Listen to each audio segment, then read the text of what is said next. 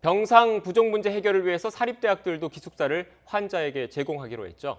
고려대 기숙사가 수도권 대학 가운데 가장 먼저 생활치료센터로 운영됩니다.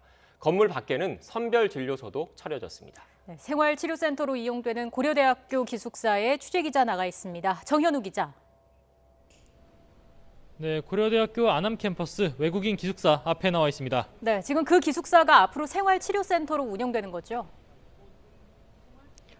네, 그렇습니다. 최근 준공돼서 외국인 교직원과 학생들이 사용할 예정이었던 기숙사 건물인데요. 오늘부터 한 달 동안 이 건물 안쪽에 있는 호실 150개에서 이렇게 생활치료센터가 운영되게 됩니다. 네, 현장에는 이렇게 앞쪽에 건물 바깥에 선별진료소 역시 설치되어 있는 상황인데요. 아직 안쪽에 환자들은 없는 상황입니다. 안쪽에는 병상이 몰려있는 복도 쪽을 볼 수 있는 CCTV 스크린 등이 설치되어 있는 등 준비가 한창입니다. 서울시는 환자들이 언제부터 들어오게 되는지 정해진 건 아직 없다고 설명했습니다.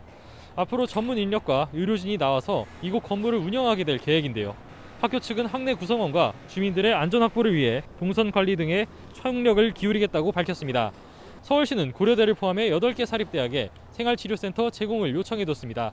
경희대는 200개 호실 규모의 기숙사인 세화원을 생활치료센터로 써도 좋다고 밝혔습니다. 그 밖에도 연세대나 시립대에서도 기숙사 제공을 결정한 상황인데요. 경기도 역시 2,000명을 수용할 수 있는 경기대학교 기숙사를 확보해 경증 환자를 위한 생활치료센터로 활용할 계획입니다. 아무래도 병상 부족 상황이 심각한 만큼 방역당국은 병상 확보에 총력을 다하는 모습입니다. 생활치료센터 등을 확충하면서 수도권의 하루 이상 대기 환자는 248명까지 줄었는데요. 하지만 중환자 병상은 수도권에 10개 정도만 남아있어 비상입니다. 수도권 가운데 경기도와 인천엔 가용 병상이 1개씩 남았고 서울에는 8개 남은 상황입니다.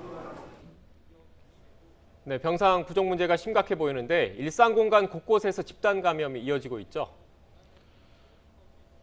네, 그렇습니다. 우선 요양시설과 병원 등에서 이렇게 계속해서 집단 감염이 발생하고 있는 것을 확인할 수 있는데요. 우선 부천 요양시설과 관련해서 사망자가 추가로 5명 더 나왔기 때문에 누적 사망자는 22명까지 나왔습니다. 사망자 가운데 2명을 제외하고는 모두 20명이 안쪽에서 병상이 나기를 기다리다가 숨진 것으로 확인됐습니다. 지난 15일 첫 확진자가 나온 구로구 요양시설 관련 확진자는 어제 서울시에서만 19명이 늘어나서 120명대를 넘겼습니다. 동일 집단 격리된 뒤 계속해서 환자와 간병인 가운데 추가 확진자가 나오고 있습니다. 또 노원구에 있는 병원에서도 지난 20일 확진자가 나온 뒤 오늘도 확진자가 4명 더 나와 관련 감염 규모는 24명까지 늘었습니다. 종교시설에서도 확진 사례가 계속 나오는데 금천구에 있는 한 교회에선 교인과 가족이 모두 8명 더 확진됐습니다. 지난 13일 확진자를 포함해 함께 대면 예배를 진행했던 것으로 조사됐습니다. 한편 방역당국은 지난 4주 동안의 신규 집단 감염 발생 추세를 발표했는데요. 사업장 등 직장 역시 집단 감염의 진원지로 지목됐습니다.